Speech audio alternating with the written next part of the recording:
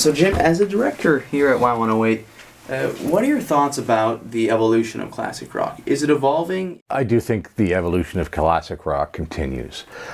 You have to have new bands that are coming along that are reintroducing themselves as classics.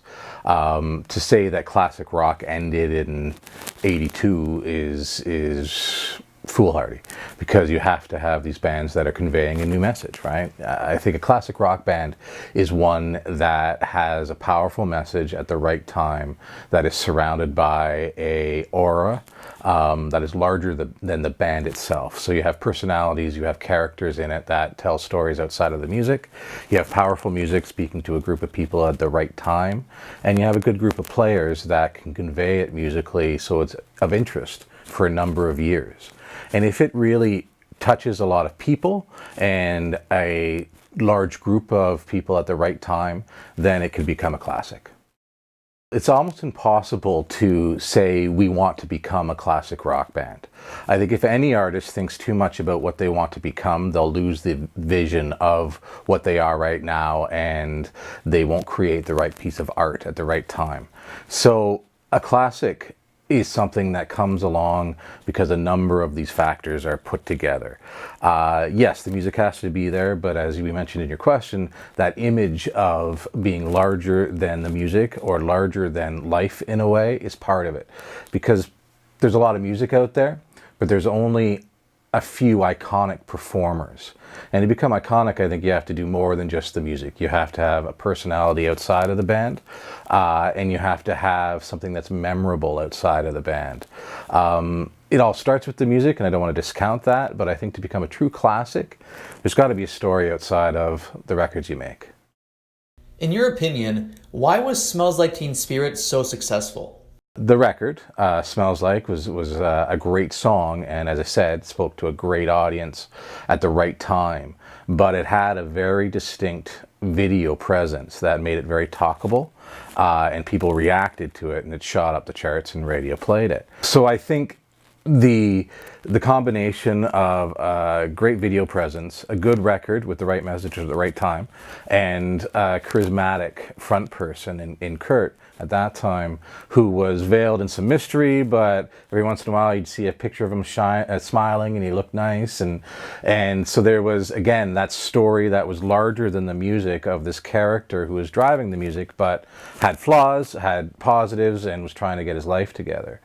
And there was nobody else at that time who was driving that much press in the music industry. And again, the video stood really strong. So I think it was impacted by all those 3 or 4 pieces that put it together to be a classic. When Nirvana and Pearl Jam started, they weren't grunge, they were just rock bands. When they went to KISW in Seattle on their first radio tours, it wasn't grunge, it was just a new rock band. And then something had to be put in a compartment, and we called it grunge. These labels come after the music revolution starts. Grunge was a huge movement through the 90s, and that is an example of the type of music that speaks to a large group at the right time, right? Where we came out of a very glam electronic period, and out came this dirty, less produced rock. But the message in the rock was, let's not pretend anymore to be what we're not. So when you think about grunge, you think about Nirvana, and you think about Pearl Jam, maybe STP, maybe some of the Seattle punk scene as well. And all of those bands have a story outside of them, like 10 and Nevermind. Those 2 records of 10 and Nevermind are one of those iconic pieces that, yeah, I think will become classic rock. In your mind, what distinguishes the UK punk movement from the US punk movement? I think the UK punk movement versus the US one, at the time, in those early 70s, in the UK, it was a pretty dark time. There was a lot of unemployment and a lot of disenfranchisation against the government. And that music came up, and its voice was, let's rally against what we see is wrong. In the United States and in Canada, and Hamilton here, where punk was strong, it wasn't as politically motivated. I think there was undertones of that, but it was more of a community motivation in Canada and the United States of rallying people around punk rock that felt they were in the same headspace, that they had the same beliefs and they were looking forward to the same things. Yeah, I think there was always a rebellion aspect because that's what the kids at the time wanted to do, right? You always want to change and rebel. And I think how you expected to act and grow up in the States and Canada, that's what punk kind of rebelled against. And this government and government action in the UK was what punk rebelled against there.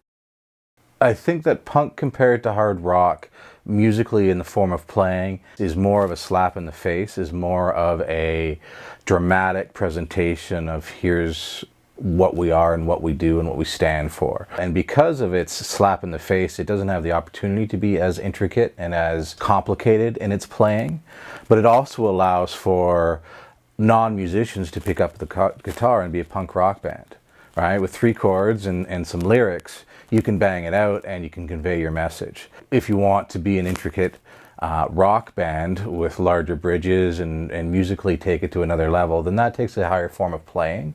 It doesn't discount the message from each, but it's somewhat simpler to grab a guitar, bang out 3 chords and scream your message. But it's all based in that form of rebellion and conveying a message. I think punk, I think it definitely at the time was influenced by bigger bands, but I think it kind of had its own thing going for it at the time, especially in the 70s, Sex Pistols at their height as well. They were doing something totally different from what you see Zeppelin or AC/DC, Rolling Stones were doing. And music today, the punk scene as well, it builds off and are influenced heavily by that punk scene in the 70s, especially the New York scene. But particularly with the punk movement, I think it's a totally separate genre from classic rock. Punk movement, I think it was definitely influenced by hard rock, but I think it's its own kind of sound, its own culture. It's a subculture. What is the sound of punk rock? The sound of punk rock is definitely a counterculture, a subculture. It can't be really. I don't really ever want to define it, but it definitely has that attitude of I don't care. I'm going to do what I want. I'm going to be who I am. And you know, during the time of classic rock. In the 70s, you had bands surface like Sex Pistols who were huge into the punk movement and kind of shifted, or the Ramones too as well, who shifted that sound away from someone like Zeppelin or Pink Floyd. And then that carries over today. It carries over in the 90s grunge scene as well as the punk scene in the 90s, and now it's really, really prevalent today. But I definitely do think that it's its own sound, its own feel from classic rock.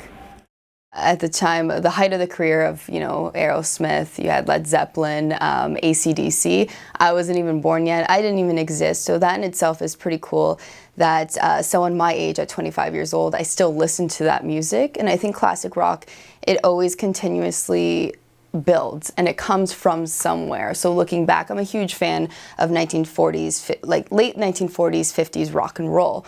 So everything is built off of Carl Perkins, Ike Turner, Elvis Presley. Music today, it is constantly building on top of each other. You have to have a base foundation and it grows. And I think classic rock is a perfect foundation for the modern rock that we see today. Classic rock to a lot of people, it might be, well, something that years from now we'll look back on and say that's old music. So maybe 10, 15 years from now you look at bigger bands like Monster Truck that are relevant today and you look back and say, hey, that's classic rock. To me, classic rock is still at the height between the mid-60s until right before the 80s hit. So all those bands again, AC/DC, Zeppelin, Rolling Stones, that to me is classic rock.